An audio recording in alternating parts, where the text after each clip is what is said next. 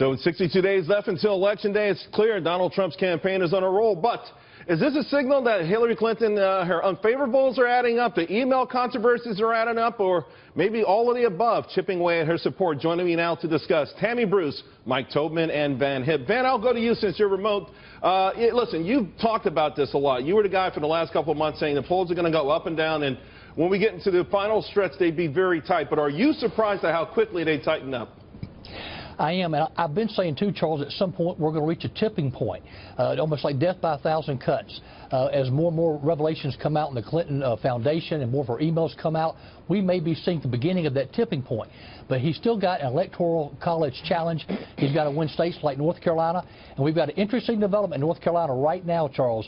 In 1 hour, Donald Trump will have a rally in Greenville, North Carolina, and eastern North Carolina, where he has to get an overvote to win. Well, I have it on good authority that the king of NASCAR, number 43 himself, is in the building right now. And nobody, let me tell you, Elvis Presley doesn't have polling numbers like Richard Petty in eastern North Carolina.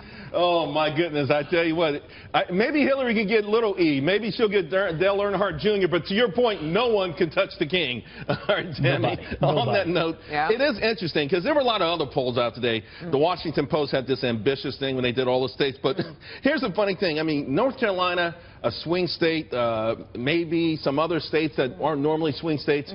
To a degree, it's up in the air. But we know one thing. Momentum is clearly on Donald Trump's side right now. Yeah, the fact that it's up in the air tells you everything. She has spent $150 million in ads, pro herself, anti-Donald Trump. He's had some missteps, absolutely. You've got all of media is on her side. Both machines are on her side, and she cannot escape.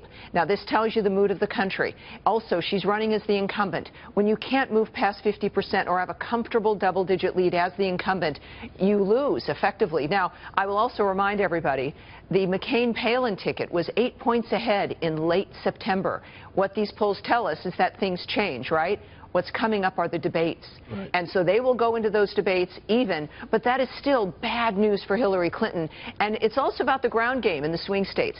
Mr. Trump must realize that though he can't dismiss that, and those are important, if he handles these things properly, continues to move in this trajectory, the election will reflect the mood of this country, which is a mood demanding change. You know, Michael, Hillary Clinton now, she's got her new plane.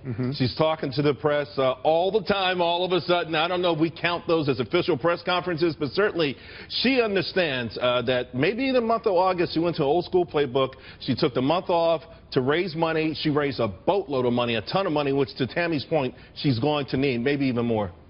We're seeing telegraphed what she understands this election and the narrative and the zeitgeist of the country to be, which is she's going to manage this spread and keep it as low, the delta, the difference between them as possible, and then as elections are about choices, scare everybody in these swing states, in the urban pockets in these swing states, to come out and vote for her and against Trump. But no negatives work against Trump. All of his Republican opponents in the primaries tried it, and it didn't work. So a Democratic candidate who has an obvious reason to go negative, where the negatives in the Republican primaries are far more subtle and nuanced and less obvious, those didn't work. Everybody understands. So what's going to work for her again? Just scaring voters to come out in urban pockets and swing states and managing the spread and the difference between them in the months running up to that. The counter to that is the enthusiasm gap. Even before the primaries, the Republicans had a plus 30-point enthusiasm gap.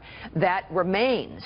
And this is the other thing that she really can't push back on. She's not going to be able to create that for the Democrats, not with her current condition and her current attitude. And there are no undecideds, any voters. Everybody knows who Trump is, and everybody knows who Hillary is. So the numbers that we're seeing are the purest numbers. It's got to be like, what, 2% without an opinion. But there's also a large degree of folks who say that they could change their mind at the last minute. We know historically, to Tammy's point, that happens anyway, Van.